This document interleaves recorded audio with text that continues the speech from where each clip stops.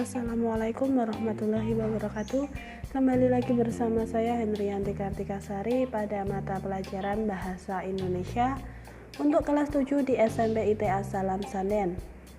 Kali ini kita akan belajar bersama mengenai pengembangan struktur dari cerita fantasi. Kita ingat bersama bahwa pada bagian struktur cerita fantasi terdapat 3 bagian. Yang pertama orientasi, yang kedua komplikasi, dan yang ketiga resolusi. Oke, kita memasuki bagian yang pertama, orientasi. Pada bagian orientasi ini, pengembangan yang akan dikembangkan dibagi menjadi 3. Yang pertama, dikembangkan berdasarkan deskripsi latar. Yang kedua, dikembangkan dari pengenalan tokoh, dan yang ketiga atau yang terakhir dikembangkan dari pengenalan konflik. Oke, untuk yang pertama dikembangkan dari deskripsi latar. Nah, contohnya 3 rumah bergaya kerucut menyambut mataku. Ketika aku memandanginya satu persatu, ternyata rumah itu memiliki model yang sama.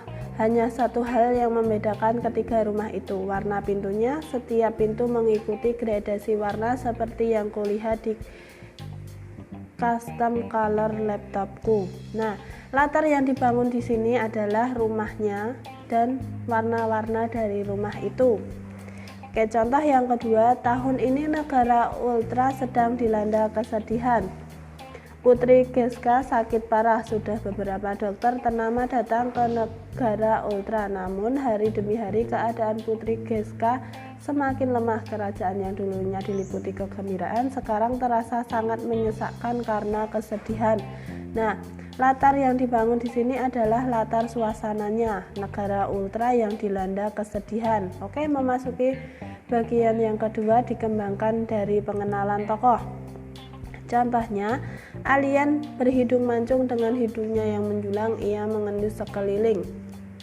Nah, pengenalan tokoh yang dibangun di sini adalah tokoh dari si alien yang berhidung mancung. Oke, yang ketiga dikembangkan dari pengenalan konflik. Contohnya, kau harus membawanya kembali, Elsa berteriak kalang kabut. Aku gugup, bingung, tak tahu apa yang harus kuperbuat. Nah, konfliknya adalah perbedaan pandangan antara Elsa dan si tokoh aku. Oke, yang kedua pada bagian komplikasi. Pada bagian komplikasi ini juga dibagi menjadi 3 bagian pengenalannya. Yang pertama, menghadirkan tokoh lain. Yang kedua dengan mengubah latar, dan yang ketiga dengan melompat pada zaman berbeda, bisa zaman yang akan datang atau zaman yang terdahulu. Oke, contohnya tiba-tiba seorang alien berukuran lebih besar datang. Nah, selanjutnya perutnya buncit dan bibirnya berwarna merah. Matanya merah, alien berhidung besar itu tiba-tiba mengeluarkan cahaya merah dari tangannya yang membuat alien kecil kepanasan. Nah, tokoh yang pertama adalah alien kecil. Nah, tiba-tiba datang alien yang berukuran lebih besar. Seperti itu cara menghadirkan tokoh lainnya.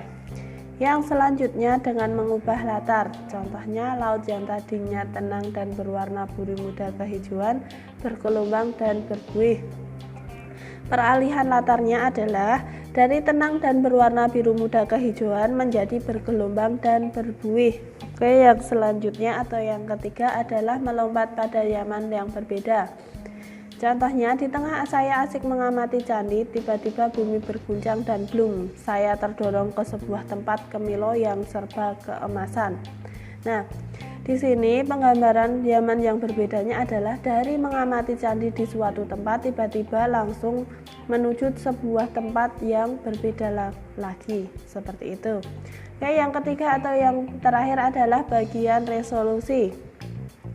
Pada bagian ini juga dibagi menjadi 3 cara menyampaikan alurnya. Yang pertama dengan lompatan-lompatan waktu, dan kedua sebab akibat yang unik, serta yang terakhir atau yang ketiga dengan surprise.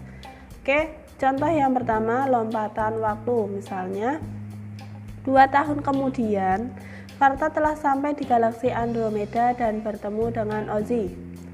Nah, lompatan waktunya itu terlihat dari kata 2 tahun kemudian. Oke, yang kedua Setelah saya menyebutkan semua perilaku yang baik yang pernah saya lakukan, pintu terbuka. Nah, tanpa melakukan suatu usaha, misalnya mendorong pintunya atau dengan mendobraknya, pintu terbuka hanya dengan menyebutkan semua perilaku baik yang pernah dilakukan oleh si tokoh saya. Nah, unik kan? Misalnya pintu nggak mungkin terbuka ketika kita tanpa ada usaha untuk membukanya, tapi dalam cerita fantasi itu dapat dilakukan. Yang ketiga atau yang terakhir adalah dengan surprise. Misalnya, Huai, putri candi mengungap, putri terbangun dari tidur 3 tahun yang panjang.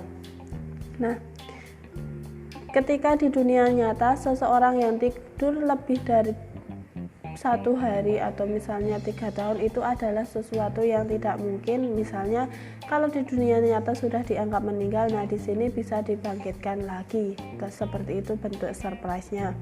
Oke, sekian dulu yang dapat kita pelajari bersama pada pertemuan kali ini. Banyak salahnya mohon maaf. Wassalamualaikum warahmatullahi wabarakatuh.